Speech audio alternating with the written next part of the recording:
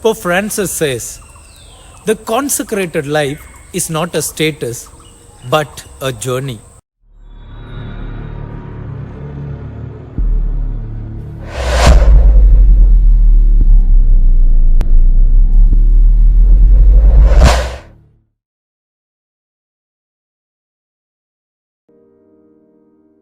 Recently, a parish priest invited me to celebrate Holy Mass in his parish. It was a Sunday. It was also a family day in that parish. During the offertory procession, the children came forward with the offerings and gifts they had brought with them. At that time, I noticed one particular child offered a postcard-size photograph.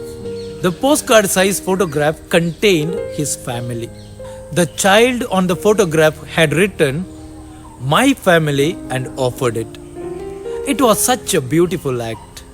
Yes, my dear friends, in today's gospel, it's not the child who is making the offering, but the parents of child Jesus.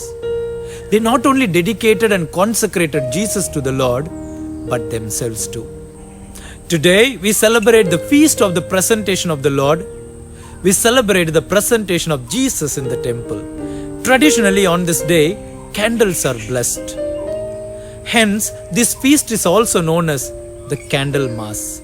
This feast marks the end of Christmas season and the beginning of ordinary time. In 1997, Pope John Paul II, who is now the saint, declared this day as World Day for the consecrated persons.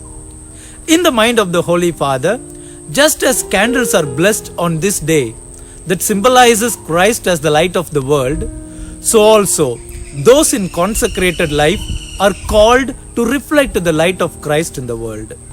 There are three important reasons for the establishment of the World Day for the consecrated life. First, to thank God for the gift of consecrated life in the church. The consecrated life is a marvelous blessing that God has bestowed upon the church. Second, the celebration was instituted in order to continue to promote appreciation for the occasion to the consecrated life among the people of God, that people would see the value and the beauty of these special blessings from God. Finally, this annual commemoration was instituted to affirm consecrated persons themselves as religious sisters, priests, and brothers. What's the significance of today's feast for all of us? First, the prophecy fulfilled. The presentation of Jesus in the temple fulfills the prophecy of Malachi. And the Lord whom you seek will suddenly come to his temple. Prophet Malachi chapter 3 verse 1. Simeon, a righteous and devout man, recognizes Jesus as the Messiah and proclaims, "My eyes have seen your salvation." Luke chapter 2 verse 30. Second, the light to the nations. Simeon calls Jesus a light for revelation to the Gentiles. Luke chapter 2 verse 32.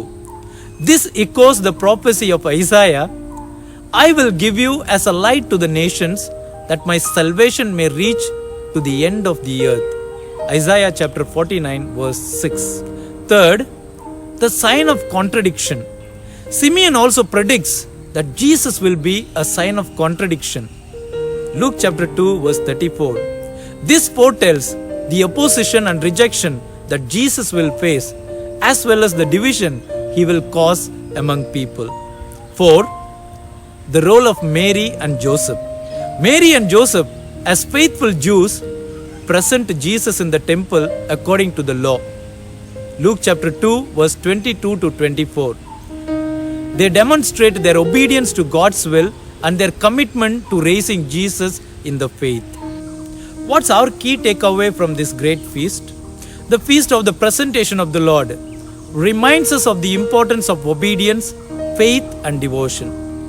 May we, like Simeon, recognize Jesus as the light of the world, and may we, like Mary and Joseph, be faithful to God's will. Let's be thankful for the gift of consecrated life in the church and promote appreciation for the occasion to the consecrated life among the people of God. Let's also continue to pray to the Lord of the harvest for many more occasions for the consecrated life. Pope Francis says, consecrated men and women are called to be prophets in the church, to be witnesses of the gospel. Happy feast to all of you. Have a blessed Sunday. Live Jesus.